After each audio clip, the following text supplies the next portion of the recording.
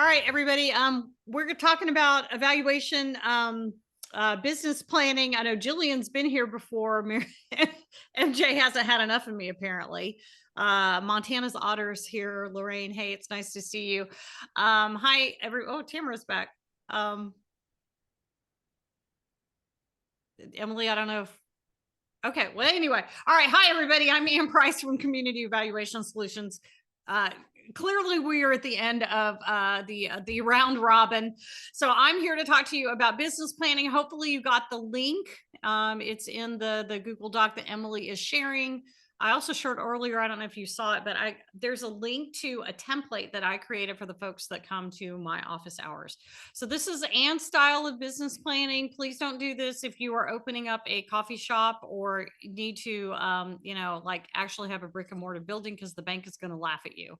I'm a very visual person. Therefore, I did my business plan in PowerPoint. So I'm going to talk about the six things. There's more in that template that I included. So first is your mission. All right. So what is the mission of your work? Why are you doing what you're doing? Hopefully you have an idea about that. If not, you might want to get a real job. And then your company description, right? So be able to describe your company and your approach, because people are going to ask you. They're going to ask you. And there's lots and lots and lots of approaches in evaluation. So what is your approach? How do you approach your work?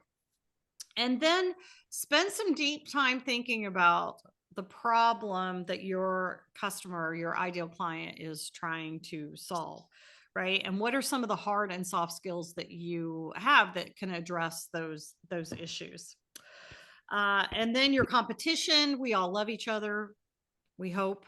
But we are sometimes in competition with each other, and that might be within a particular sector, or that might be in a geographic area. But you want to pay attention to your competitors. You're going to see them in bidders calls and all those things. Pay attention to what they're doing and learn from them.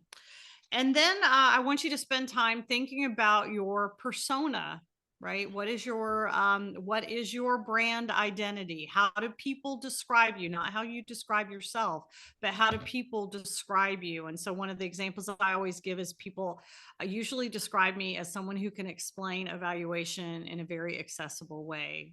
So that is part of my brand identity.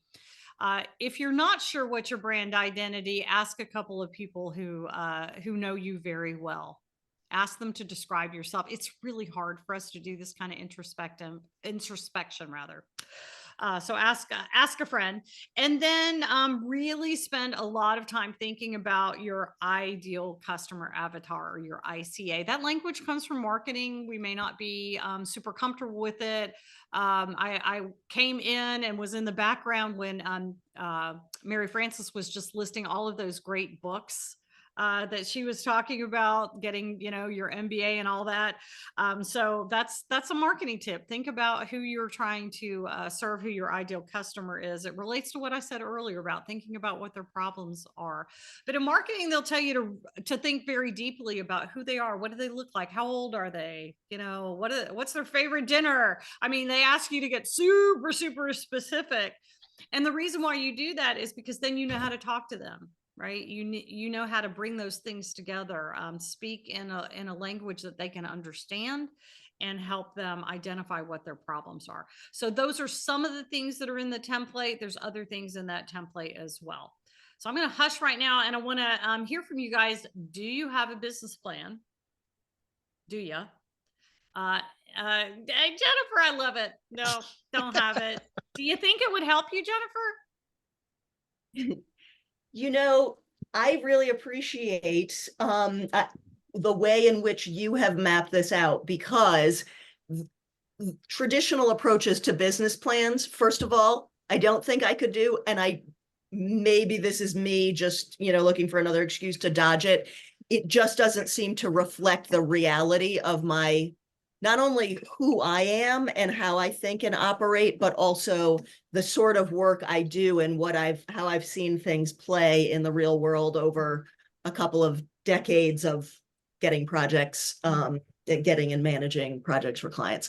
So I really like your nice little one pager here, especially because Um, I finally, I'm saying this publicly here, I am finally meeting with the person who's going to be helping me develop just an initial basic website. And so looking at this, I was like, Yeah. okay, I am using this, your nice little template here to prompt me further. I've had, of course, a lot of these categories and things swimming around, but this is going to be like cheat sheet prompt. Yeah. Ann Price says. So I do think your version will really help me. This what do you need to know piece there. Yeah. Yeah. That's, gosh, websites are a pain in the tushy, right? I've redone them 3 times now. And, it's sort of like evaluation a little bit where the client might think that, oh, I hired an evaluator. Now you go do it. Web Yeah. design is kind of like that.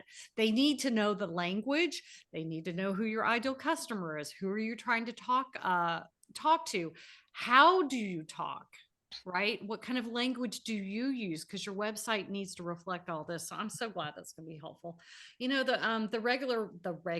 businessy way of doing business plans is so boring. Oh my gosh, it's so boring. Yeah, and I have a really self-reflective practice. So that's why I wanted to do it this way. Something that would really kind of help me think through how I want to be in the world and what kind of business person do I want to be. So I'm excited to see your new website. Thank you. I would love to get your eyes on it and feedback at some point when it materializes. So Absolutely. So Lorraine, what about you? Do you have a business plan? So I have been thinking about making a business plan. I have one in my mind, I guess, in terms of what I need to do, what are the initial steps that I need to set it up. So I haven't set up my LLC yet, but I have a plan to do that. I have one project that has already been funded, and I finally heard some initial, I finally heard some initial information about how I will eventually get paid, God willing. And so they're telling me I need a W-9. I need either my social security number, which I don't want to give them that. So I'm going to make sure I get a tax ID. Tax ID number, yeah. Yeah, and use that. So, Jennifer, I think like you, I kind of assumed that business plan was about the money aspect of the business. I mean, it's sort of coming at it from a different angle. So what motivates me to do this kind of work, and your model, really would express that very well.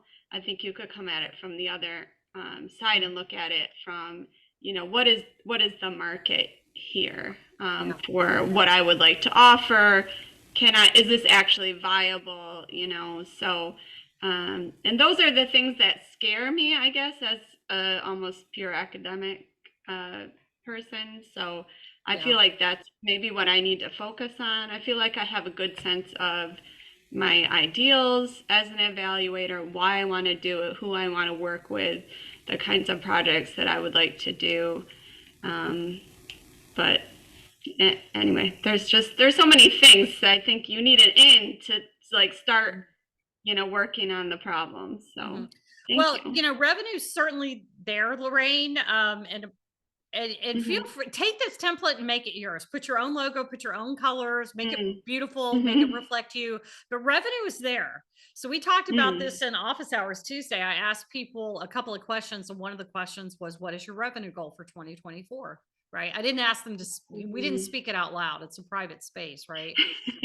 We did talk about ideal customer and value articulator statement, other kinds of things, but so slide 11 is revenue stream, right? So if you have the goal of making $100,000, what are your revenue streams? What are the levers that you're going to pull, right? So what is I'm going to have X number of dollars in speaking engagements, for example. I'm going to have X number of dollars in evaluation projects that I'm going to do. I'm going to have X number of dollars in, I don't know, fill in the blank, whatever your strategies are. Maybe it's all evaluation. I don't know, but revenue, the business model that I use and in this template definitely has revenue, right? It's not all, rainbows. Maybe I'm not looking at the right file, because on the shared folder, there's there's a document, looks like it has 2 slides on it.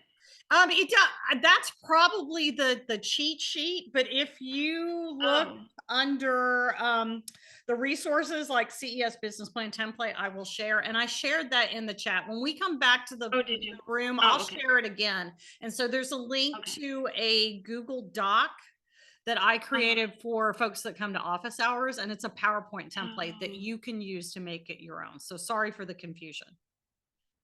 Oh, that's all right.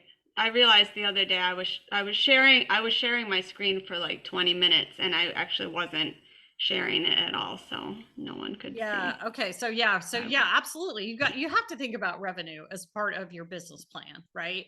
And then, what are those streams, like I said, that, you're gonna pull to get there. Talks about your ideal customer, talks about the marketing activities. There might be different marketing activities related to each one of those things. There's a little bit about expenses here. Um, I've got like a SWOT analysis you can do for yourself. Yeah. So there's different kinds of things in the template that you might find helpful. Oh, okay. Thank you. That's fantastic. Yep. Yep. MJ, you're back again. You didn't get enough of me last time. You're on mute.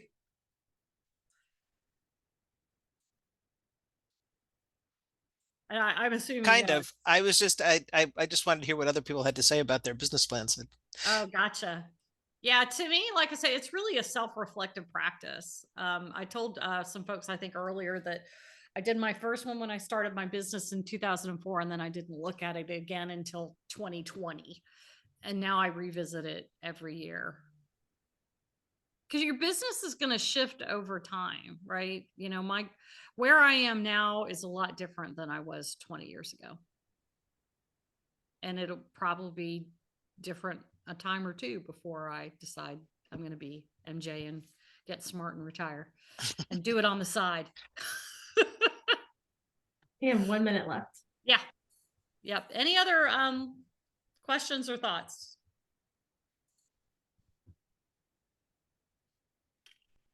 Well, go forth and write your business plan. Let me know how it goes.